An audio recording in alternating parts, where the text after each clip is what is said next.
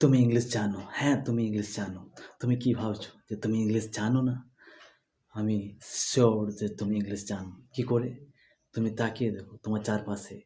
তুমি প্রতিদিন ইংলিশে অনেক কিছু বলছো। যেমন অনেক জিনিস আছে যেগুলো তুমি ইংলিশে বলো। যেমন ধরো mobile, chair, table, cup, plate.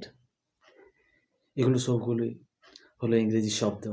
আর এই ইংরেজি শব্দগুলো আমরা প্রতিদিন আমাদের নিজেদের কথাবার্তায় ব্যবহার করছি। তাহলে তুমি কি করে বলতে পারো যে তুমি ইংলিশ বলতে পারো না? পারো। তোমার আসলে ব্যাপার হচ্ছে যে ইংলিশ বলতে তোমরা খুব ভয় করছো। তাই তোমরা ইংলিশ বলতে পারছো না। হ্যাঁ, মাই ডিয়ার ফ্রেন্ডস, তোমরা যদি ইংলিশ বলতে চাও তাহলে তোমাদেরকে এই ভয়টা, মনের মধ্যে যে এই ভয়টা রয়েছে যে আমি যদি ইংলিশ বলি তাহলে লোকেরা কী ভাববে বা আমার ভুল হবে, মিস্টেক হবে, এইগুলো ভাবা ছেড়ে দাও। আর এখনই আজ থেকে তোমরা ইংলিশ বলতে শুরু করো। জাস্ট কিছু বলতে হবে না, তোমরা শুধু বলো chair, this is a chair, table, this is a table, cup, this is a cup. আর কিছু না, এরকম বললেই তোমরা ইংরেজি বলতে শিখে যাবে। ভয় করলে চলবে না, ইংলিশ বলতে হবে এবং ভয়টা কাটিয়ে উঠতে হবে, তবে তোমরা খুব ভালোভাবে ইংরেজি বলতে পারবে।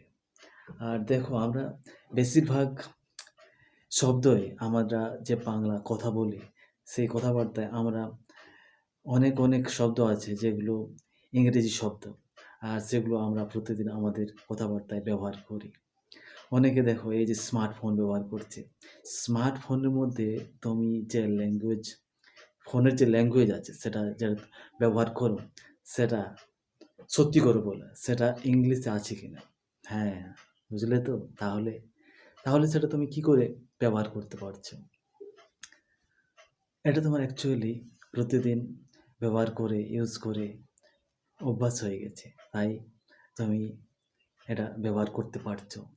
তো তাহলে বুঝতে পারছো ইংলিশের একটা যে ভয়, বলার যে একটা ভয়, সেটা মনের মধ্যে ঢুকে রয়েছে। সেই ভয়টা তোমাদেরকে ঝেড়ে ফেলে দিতে হবে। তবেই কিন্তু তোমরা খুব ভালোভাবে ইংরেজি বলতে পারবে। বুঝেছো? তো তাহলে আজ থেকে তোমরা ইংরেজি বলা শুরু করে দাও। বুঝেছো? এই সকল ওয়ার্ডগুলো দিয়ে ছোটোখাটো ইংলিশ শব্দ বলো। বেশি বড় সেন্টেন্স বলার প্রয়োজন নেই। ছোটোখাটো ইংলিশ। যেমন this is A chair, this is A table, this is my phone. এই ধরনের ছোট ইংলিশ সেন্টেন্স বলো। দেখবে তোমরা ঠিক ইংলিশ বলতে পারবে। তো আজকের ভিডিওতে এ পর্যন্তই। চলো দেখা হচ্ছে পরের ভিডিওতে।